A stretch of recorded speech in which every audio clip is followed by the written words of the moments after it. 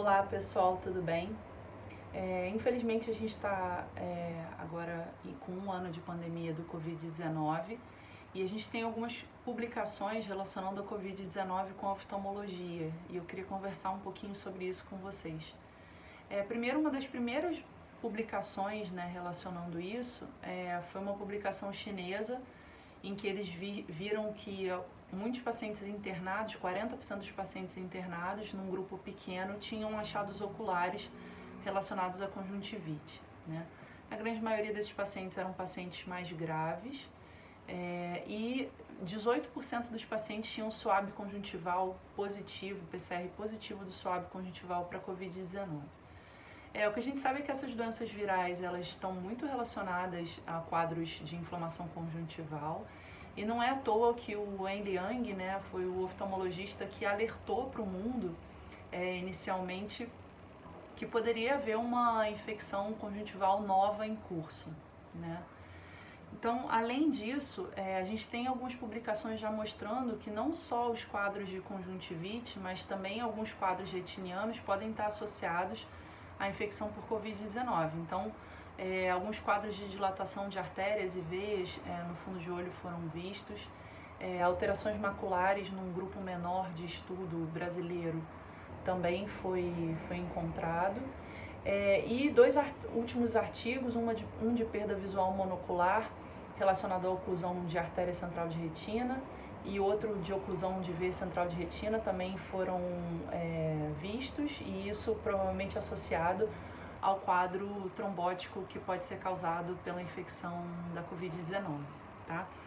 A terceira questão que eu queria conversar com vocês em relação a esse tema é que o uso de lente de contato não foi proibido durante a pandemia. A gente sabe que o paciente ele pode usar lente de contato e ele deve, sem dúvida nenhuma, se cuidar em relação à higienização das mãos antes de colocar as lentes e na hora de retirar as lentes, tá?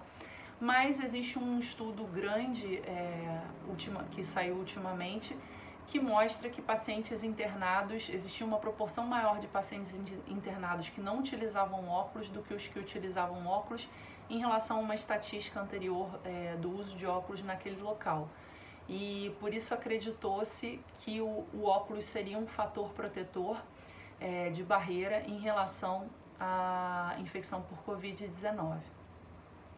A outra questão importante é relacionada à miopia que pode se desenvolver em crianças. A gente sabe que o uso excessivo da visão de perto, ele leva a um crescimento ocular excessivo e isso pode estar associado ao aumento dos quadros de miopia. E durante o lockdown, muitas crianças foram obrigadas a ter um ensino à distância e o uso de telas, de computadores, foi aumentado. E a gente viu numa última publicação em que eles avaliaram mais de 120 mil crianças que existiu realmente um aumento de 3 vezes na prevalência de miopia em 2020 em relação aos outros anos, tá? Então isso é bastante importante em relação ao quadro de isolamento social. Além disso, qual seria a relação do olho seco com a pandemia, né? O artigo que saiu falando sobre isso, ele fala um pouco sobre o uso de máscara e a possível evaporação através da parte de cima da máscara. Isso faria com que esse vapor de ar aumentasse a evaporação do filme lacrimal e causasse sintomas de irritação ocular, de ardência, todos aqueles sintomas associados ao quadro de olho seco, principalmente nos pacientes que já têm olho seco e principalmente nos pacientes que usam um número de horas aumentado de telas de celular e computador, tá?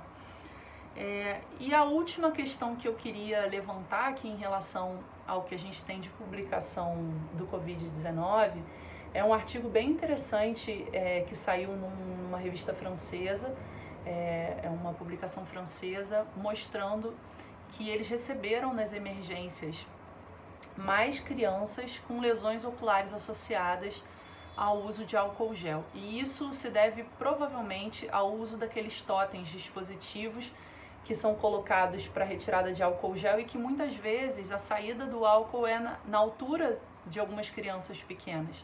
E aí isso pode ser direcionado para o olho e por isso poderia haver um aumento das lesões oculares associada ao uso de álcool gel.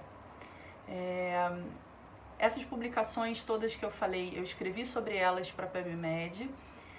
Todas essas publicações estão disponíveis no link da bio do Instagram.